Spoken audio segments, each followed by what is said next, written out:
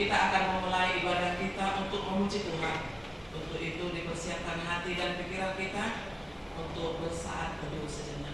Saat teduh kita mulai.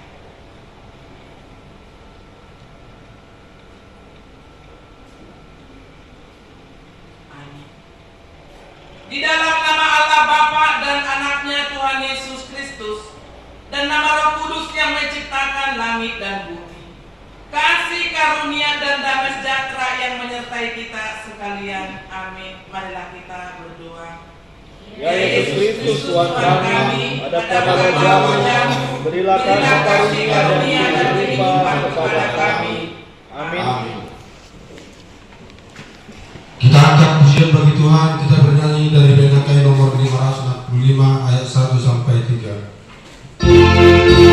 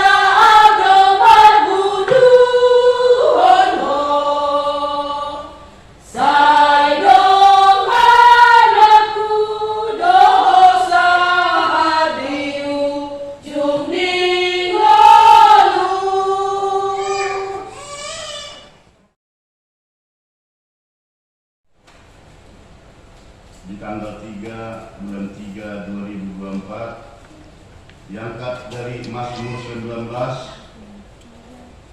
diawali dari ayat 8 hingga ayat 15. Mari kita bacakan secara responsoria. Kami akan membacakan ayat yang pertama, yaitu ayat 8. Taurat Tuhan itu sempurna, menyegarkan jiwa. Peraturan Tuhan itu teguh, memberikan hikmat kepada orang yang tak berpengalaman. Titah Tuhan itu tepat, menyejukkan hati. Perintah Tuhan itu murni, membuat mata bercahaya. Takut akan Tuhan itu suci, tetap ada untuk selamanya. Hukum-hukum Tuhan itu benar, adil semuanya. Lebih indah daripada emas, bahkan daripada banyak emas tua, dan lebih manis daripada madu, bahkan daripada madu tetesan dari sarang lebah. Lagi pula hamba-Mu diperingatkan oleh semua itu, dan orang yang berpegang padanya mendapat upah yang besar. Siapakah yang dapat mengetahui kesesatan? Bebaskanlah aku dari apa yang tidak Kau sadari. Lindungilah hamba-Mu juga terhadap orang yang kurang ajar. Janganlah mereka menguasai aku, maka aku menjadi tak bercela dan bebas dari pelanggaran besar. Mudah-mudahan Engkau berkenan akan ucapan mulutku dan renungan hatiku ya Tuhan, gunung batuku dan penebusku. Demikian firman Tuhan, kita nyanyikan firman-Mu menjadi terang.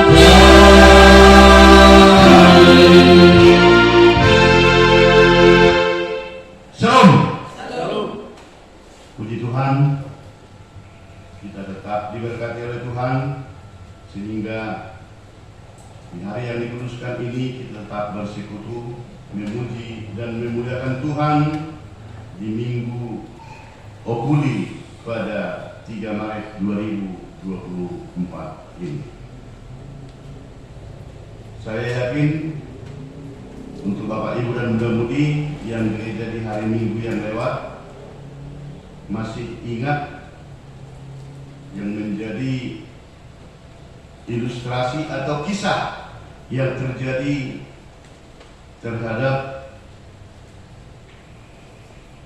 kaum ibu yang mengikuti kontes marnapuran atau makan sirih di Sumatera Utara.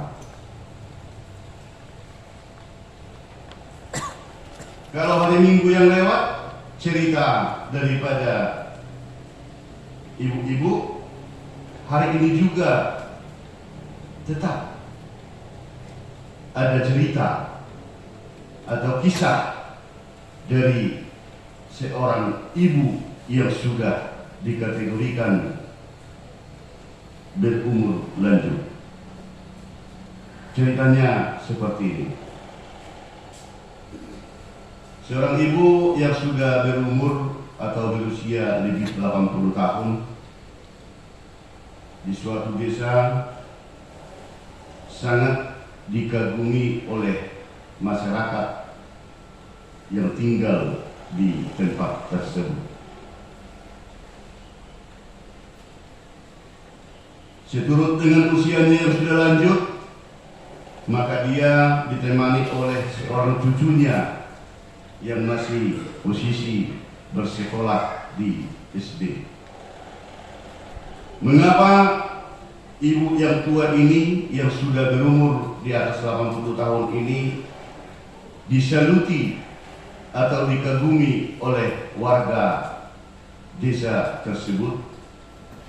Karena ibu yang sudah tua ini tetap mengikuti ibadah di setiap hari Minggu. Ibu ini tidak pernah telat ataupun tidak pernah absen dalam mengikuti pertanian. Dan bahkan di rumah ibu ini selalu membaca firman Tuhan melalui Alkitab atau Bible yang ada di rumah.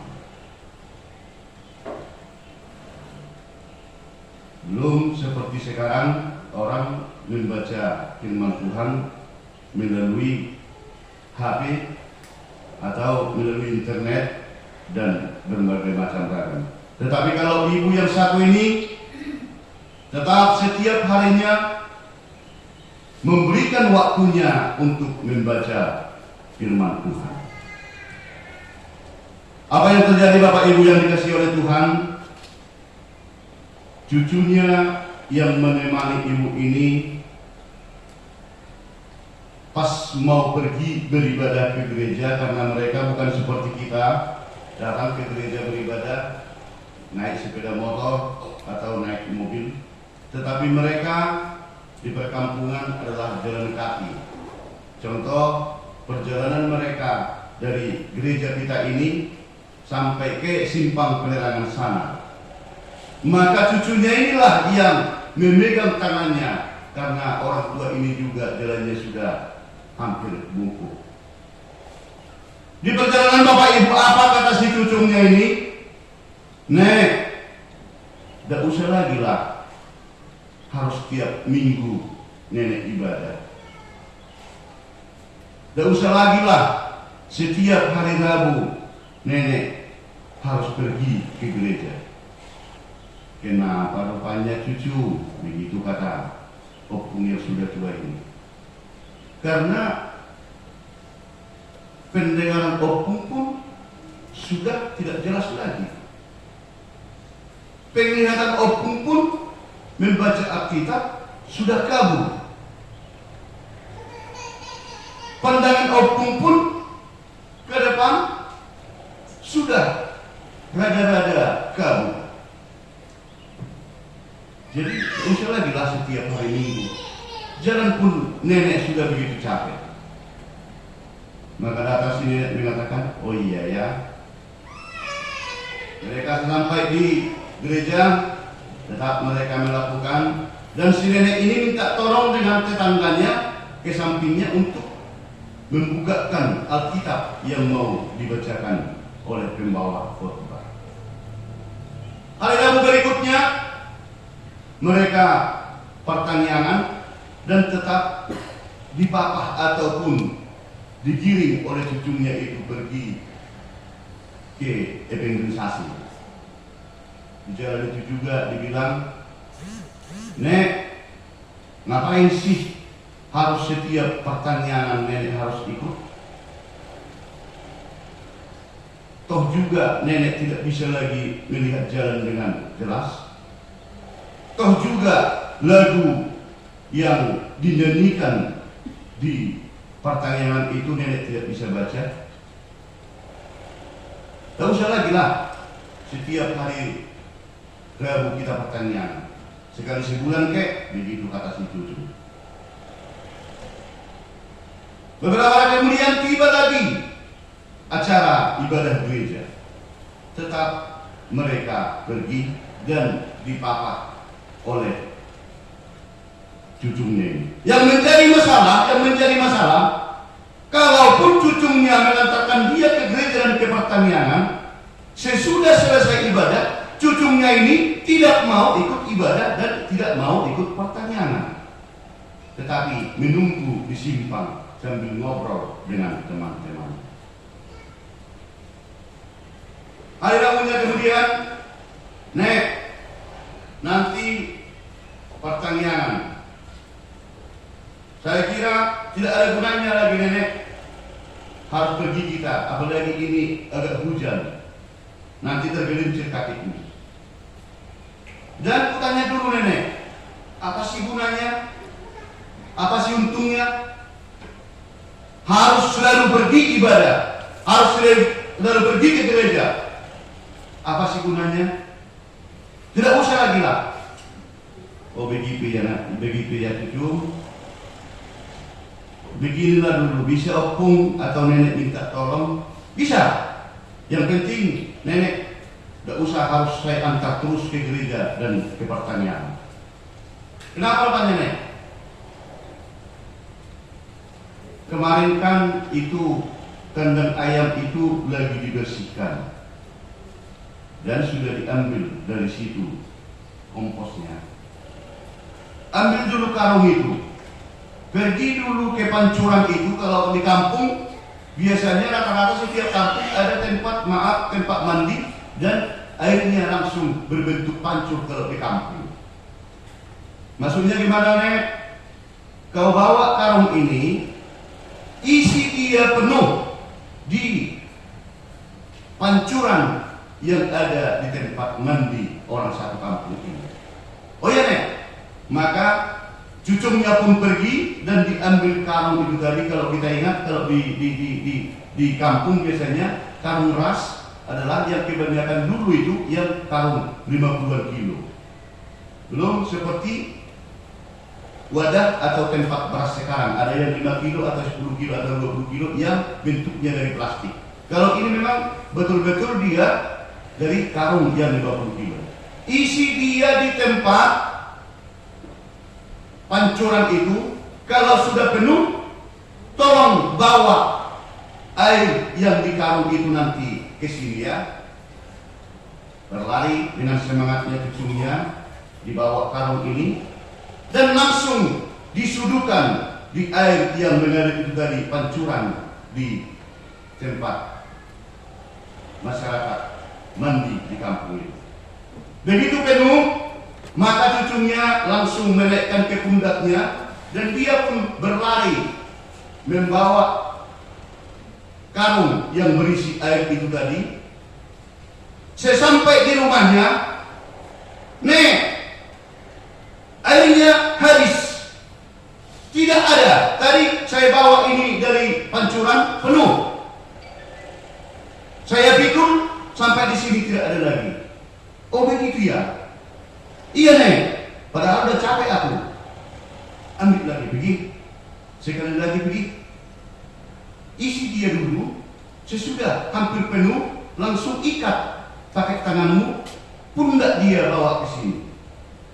Tetapi janji ya, Nenek, kalau ku ambil sekali lagi hari Minggu atau hari Rabu, tidak harus kita pergi ke gereja lagi. Iya, silakan. Dengan larinya si cucunya ini, semangatnya, dia pun pergi, ditampung lagi. Airnya itu pancuran itu besar, ditampung, hampir penuh, langsung dipegang lagi, dan dia pun berlari-lari memikul karung yang berisi air itu tadi. Apa yang terjadi Bapak Ibu dan muda-mudi yang dikasih oleh Tuhan, sampai di hadapan daripada neneknya itu tadi, air itu tetap tidak ada. Karena di perjalanan air itu dari karung itu tadi semua pada membasahi badannya dan jalanan yang dilewati dia yang memikul dari tempat itu tadi. Mana airnya? Mana ada, Nek? Semuanya habis jalan itu. Tengok, ini badan saya sudah basah. Pekerjaan yang seperti ini saya kira sia-sia. Jemputlah sekali lagi. Capek saya, Nek. Tidak bakalan ada nanti air saya bawa dari pancuran itu sampai ke hadapan nenek ini. Kalau memang saya mengambil air dari pancuran pakai karung yang saya bawa ini. Inilah pekerjaan yang sia-sia. Oh begitu ya, jadi gak mau lagi kau menjemput satu kali lagi. Gak mau lagi saya naik. Sia-sia pekerjaan itu. Begitu kata si cucu. Langsung si nenek menjawabnya, cucu, tidak ada pekerjaan yang sia-sia. Lihat, tadi kan karung itu bekas kompos ayam. Maaf, banyak kotoran ayam berlumur di plastik itu tadi. Lihat, sekarang sesudah kau mengisi air dari pancuran itu, lihatlah timbal baliknya, karung itu sudah bersihkan, sudah terbuang semua kotoran-kotoran ayam yang ada di karung beras yang kau pikirkan. Jadi tidak ada yang pekerjaan ataupun tidak ada sia-sia yang kau laksanakan itu juga. Begitu juga lah nenek pergi memuji Tuhan, nenek pergi pertanian, opung pergi ke gereja, tidak ada yang sia-sia. Walaupun cara pandang nenek yang sudah ragu, pendengaran nenek yang sudah hampir tuli, bahkan ingatan nenek yang sudah hampir pikul, tidak ada yang sia-sia karena firman Tuhan itu adalah sempurna. Itu yang saya dengarkan jikalau pergi beribadah dan pertanian. Dan itulah Bapak Ibu yang menjadi cerita atau ilustrasi seturut dengan tema ibadah kita pada minggu ini. Firman Tuhan itu adalah sempurna, mana hakani debata nasun dengan. Bapak Ibu yang dikasihi oleh Tuhan, mengapa dikatakan firman Tuhan itu adalah sempurna? Mengapa dikatakan firman Tuhan itu adalah masai ringgan? Mungkin kembali kita agak senyum sedikit. Rokok juga ada sempurna. Apakah sama porsinya rokok sempurna dengan firman Tuhan? Tidak. Tetapi ini adalah didasari dengan kondisi yang sebenarnya bahwa firman Tuhan itu adalah sempurna dikarenakan ada dampak daripada firman Tuhan itu tadi. Apa dampaknya? Atau apa hasilnya? Atau apa manfaatnya? Yang pertama sekali Bapak Ibu adalah menyegarkan jiwa. Firman Tuhan itu benar-benar mempunyai tujuan, mempunyai dampak yang begitu besar. Dia sanggup menyegarkan jiwa. Kenapa? Tidak bisa dipungkiri Bapak Ibu yang dikasihi oleh Tuhan, tidak bisa kita berbohong di dalam menjalani perjalanan hidup yang begitu keras, menjalani perjalanan hidup yang begitu banyak pergumulan, menjalani hidup yang begitu banyak problem ini. Terkadang kita mengalami kondisi yang lemah jiwa. Terkadang kita mengalami kondisi yang stres. Terkadang kita mengalami kondisi yang frustasi. Tetapi hari ini, minggu ini dipertegas bahwa jikalau kondisi yang begitu berat, kondisi yang begitu susah, kita berikan jawabannya dengan mempelajari, mendengarkan, menyanyikan firman Tuhan, maka pikiran kita yang begitu mumet, pikiran kita yang begitu stres, pikiran kita yang begitu banyak problem akan tersegarkan kembali. Akan tersegarkan kembali. Itu langkah yang pertama, maka dikatakan adalah firman Tuhan itu adalah sempurna. Yang kedua Bapak Ibu, mengapa dikatakan firman Tuhan itu adalah sempurna? Karena manusia itu, orang yang mempelajari firman Tuhan, orang yang mendengar firman Tuhan, bisa mendapatkan hikmah hikmat yang dari Allah.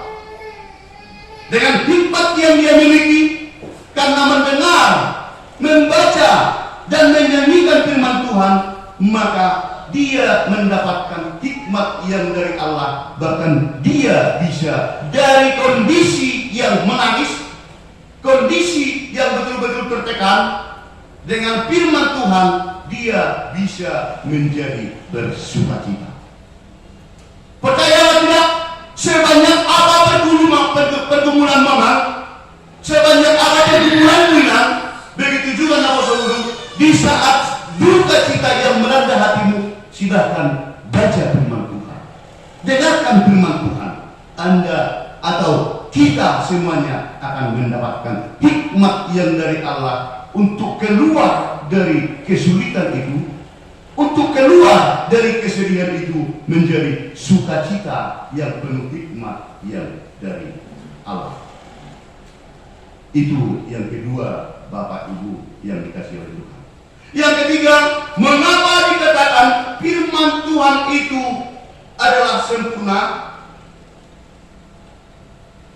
Jawabnya, firman Tuhan itu adalah sempurna bisa dengan mempelajari, mendengarkan, menyanyikan firman Tuhan itu tadi, bisa menjadi memperjelas penglihatan. Memperjelas penglihatan. Maka dikatakan hatami gade palito dina bodoh. Hal itu tidak bisa dipungkiri. Mungkin seturut dengan usia, seturut dengan kegiatan, bisa saja kita membaca yang di dinding saja agak kabur. Bisa saja kita menonton TV sudah berkunang-kunang. Tetapi kalau kita yakini bahwa firman Tuhan itu bisa menjadi memperjelas penglihatan, mari buktikan Bapak Ibu. Silakan tetap merangkul ataupun meyakini bahwa firman Tuhan itu adalah sempurna. Dia bisa betul-betul memperjelas penglihatan. Itu yang ketiga. Yang keempat,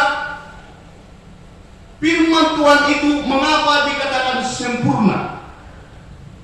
Mengapa firman Tuhan itu dikatakan sempurna? Karena seperti yang sudah kita bacakan itu tadi, bahwa firman Tuhan itu lebih mahal, lebih berharga dari emas. Di dunia sampai detik ini, nominal sesuatu yang dibeli masih tetap emas, harga yang paling tinggi. Maka dikatakan lebih berharga dari emas. Kalau dibandingkan sebesar handphone yang paling bagus, mungkin ada 15 atau 20 juta handphone sekarang, sebesar itu kalau dibandingkan dengan emas, mungkin sebesarnya juga tidak bisa sesuai harganya. Maka dikatakan yang termahal, yang tertinggi harganya adalah emas.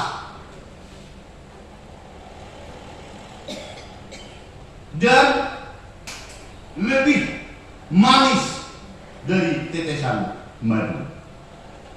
Lebih manis dari tetesan madu.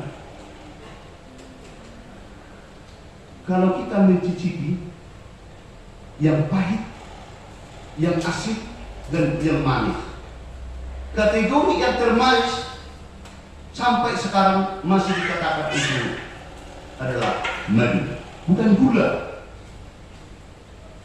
Bukan gula, tetapi dikatakan manis itu, yang termanis itu adalah madu.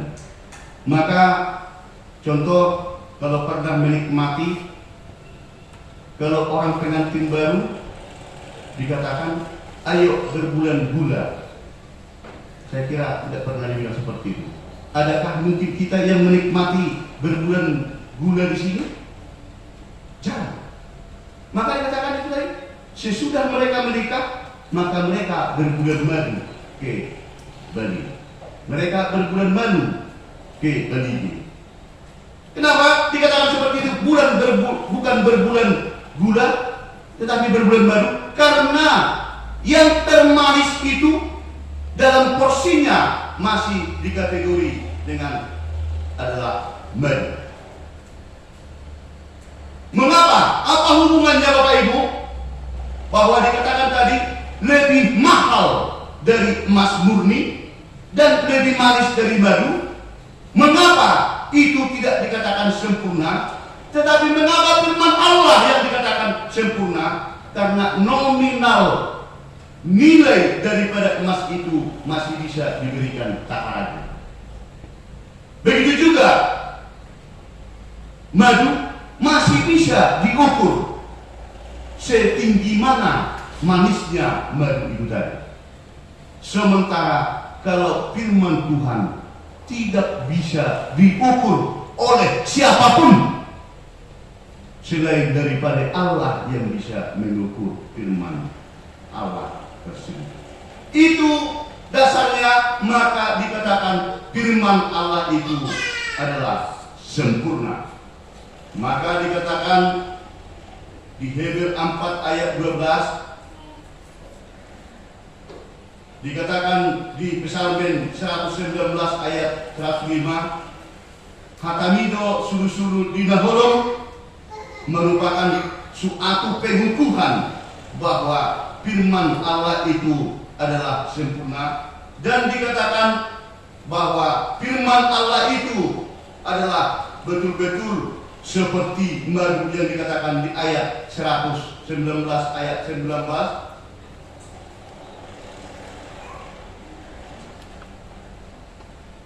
Ayat 11, lebih indah daripada emas, bahkan daripada banyak emas tua, dan lebih manis daripada madu, bahkan daripada madu tetesan dari sarang lebah. Bahwa lebah dan emas masih bisa diberikan takarannya, tetapi firman Allah tak siapapun selain Allah sendiri yang bisa memberikan nominal daripada mahalnya firman Allah tadi dan manisnya firman Allah itu tadi. Yang kelima, dengan dasar bahwa firman Allah itu adalah sempurna. Mengapa? Karena jikalau kita tetap mendengar, membaca, menyanyikan, mensuarakan firman Tuhan, maka bisa menjadi suatu pembelajaran yang sangat berharga. Dengan pembelajaran yang begitu berharga, bahwa kita dipersenjatai oleh Allah melalui firman-Nya, bahwa kita bisa memberikan suatu pembelajaran terhadap siapapun yang kita kasihi, terhadap siapapun yang kita inginkan untuk merubah dari kesalahannya yang terjadi. Yang tidak diketahui orang, bersama dengan firman Allah bisa kita berikan pembelajaran. Maka dikatakan firman Allah itu adalah sempurna. Dengan adanya itu tadi firman Allah, apapun yang terjadi, apapun situasi yang berjalan, yakin dan percaya bahwa kita akan mendapatkan upah yang dari Allah jikalau firman Tuhan itu kita terima menjadi suatu kehidupan. Firman Tuhan itu menjadi suatu makanan yang menghidupkan terhadap waktu yang Tuhan berikan kepada kita. Sehingga dikatakan di Lukas 11 ayat 28, mertua mahalak nama pergi hatani debata jada nauk biasa. Dengan adanya kesempurnaan firman Allah yang tadi, jikalau orang mau mendengarkan, jikalau orang mau melaksanakan firman Tuhan yang sudah diketahui, maka dia dikategorikan orang yang mertua. Maka Bapak Ibu, seorang ibu tua itu tadi mengatakan, Jangan katakan ada yang sia-sia. Karena firman Allah itu adalah sempurna. Karena firman Allah itu merupakan suatu hal menjadi penerang dalam hidup saya. Firman Allah itu adalah suatu kekuatan bagi saya. Pertanyaan, oh itu menjadi dasar kesempurnaan. Apakah amal pembawa khotbah sudah melaksanakan semua firman Allah tersebut? Hari ini, kemarin, tahun yang lewat, berapa puluh tahun yang lewat, kita sudah sama-sama mendengarkan Bapak Ibu bahwa firman Tuhan itu adalah tajam seperti pedang berbulu bermata-mata. Oke, Bapak Ibu mudah-mudahan tidak mendengarkan apa firman Tuhan itu bisa dikatakan sempurna, sementara Anda atau kita mendengarkan, tidak kita dengarkan itu menjadi suatu kekuatan kesempurnaan untuk perjalanan hidup kita. Kami juga yang mensuarakan akan ditegur oleh firman Tuhan jikalau kami tidak mendengarkan. Firman Tuhan itu adalah kehidupan. Firman Tuhan itu adalah makan. Maka pernah saya geleng-geleng kepala, lalu saya bilang, ayo makan aman, ayo makan enak. Sudah baru makan. Siang lagi, ayo makan aman, ayo makan enak. Sudah pas baru makan. Sore juga, ayo makan. Sudah pas baru makan. Ternyata apa yang terjadi Bapak Ibu yang dikasihi oleh Tuhan? Bukan hanya makanan secara fisik yang menjadi makanan manusia, tetapi firman Tuhan juga ternyata menjadi makanan. Adakah orang yang sampai 2 hari atau 3 hari 3 malam tidak makan tidak minum? Saya belum pernah melihat. Tetapi menurut firman Tuhan hari ini, jadikanlah firman Tuhan itu menjadi makanan kepada kehidupan kita. Bukan hanya nasi dan ikan yang menjadi makanan kehidupan kita. Kalau kita mau hidup, makanlah firman Tuhan agar kita berkelanjutan untuk hidup. Karena firman Tuhan itu adalah sempurna. Apapun pergumulanmu, apapun kesulitan kita, apapun kekecewaan kita, apapun kesedihan kita, biarlah firman Tuhan menjadi kehidupan kita. Detik lewat detik, menit lewat menit, jam lewat jam, minggu lewat minggu, bahkan tahun lewat tahun. Di mana ada dapat firman Tuhan? Termasuk di rumah Allah yang kudus ini, di HP-mu juga ada firman Tuhan, di televisi juga ada firman Tuhan. Tetapi penting itu merupakan suatu bukti nyata, supaya persekutuan itu dihidupkan, agar firman Tuhan itu bisa meresap ke dalam memori otak kita, memori tubuh kita, dan seluruh organ-organ tubuh kita. Itu makanya penting beribadah, jangan merenung. Banyak ragam yang menghambat pengakuanmu inang, banyak cara untuk menghambat imanmu aman, yang mengatakan bahwa merminggu peiba dan pelabuh hari, merminggu majaiba lagi baru-baru siapa sahiton, dan pola merminggu eselaku 33, merminggu majaiba melua iba siang harus dukang. Itu banyak problem yang dipikirkan oleh Allah. Tetapi hari ini bertegas, biarlah firman itu menjadi kehidupanmu, dan memuji Tuhan itu menjadi kehidupan, mulai dari yang kecil sampai dengan yang dewasa. Semoga Tuhan semakin memberkati, dan biarlah firman Tuhan itu sempurna dalam hidup kita masing-masing. Kita nyanyikan firman-Mu, berkatilah. Oh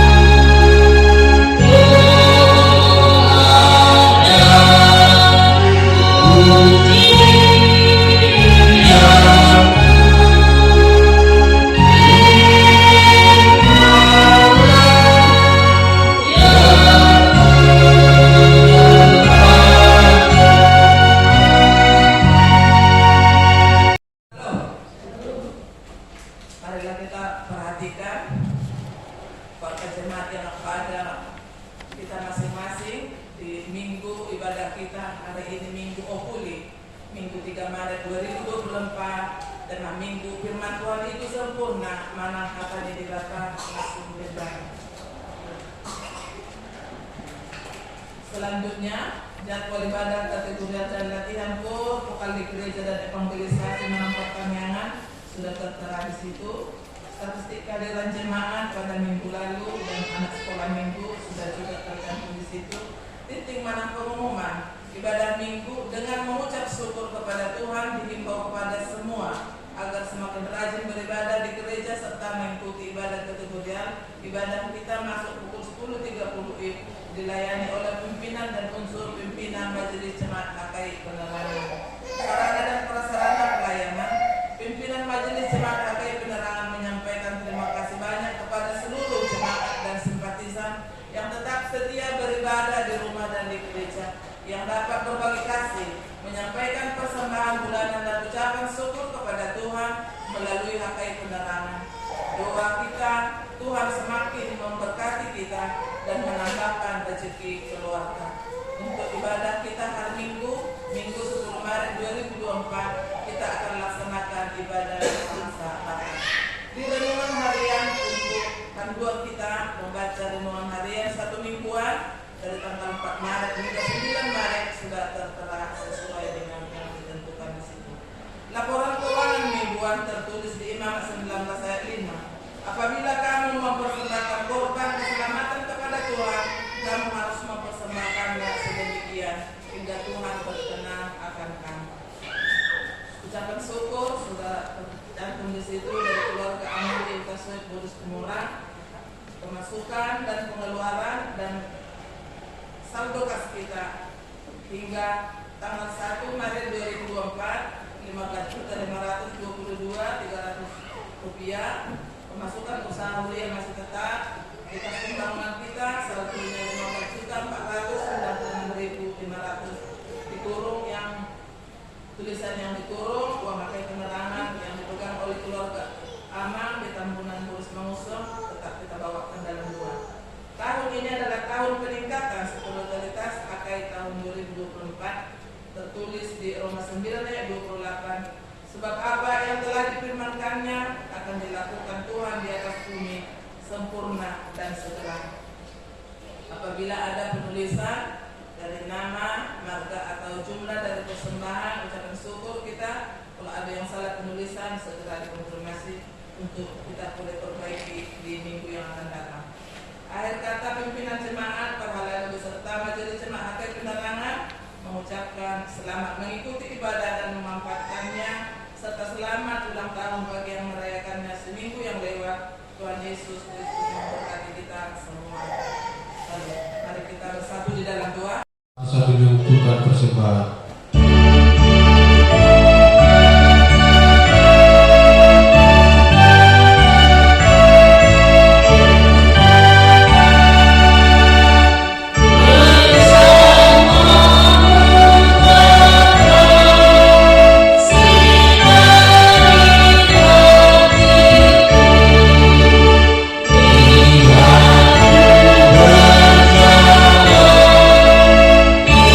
Amen.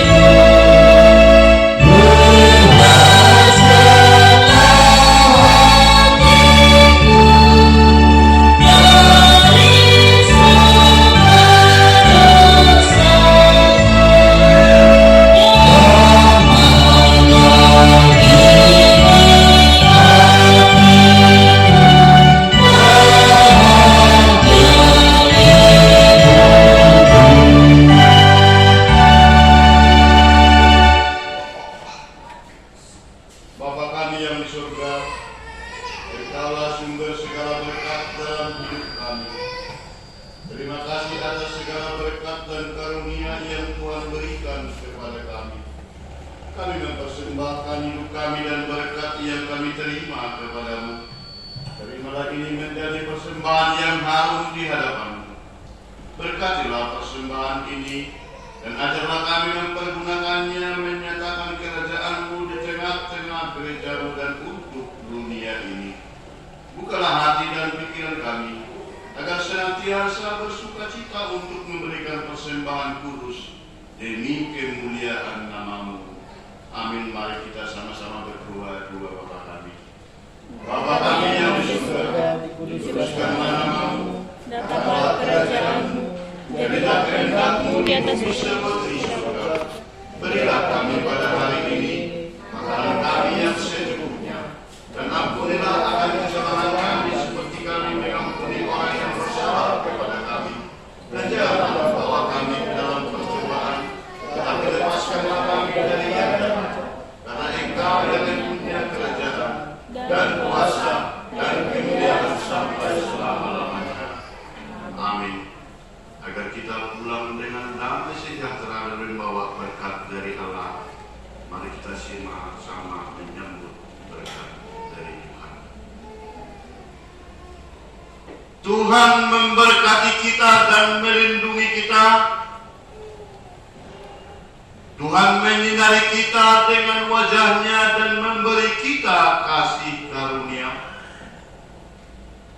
Tuhan menghadapkan wajah-Nya kepada kita dan memberi kita damai sejahtera. Amin.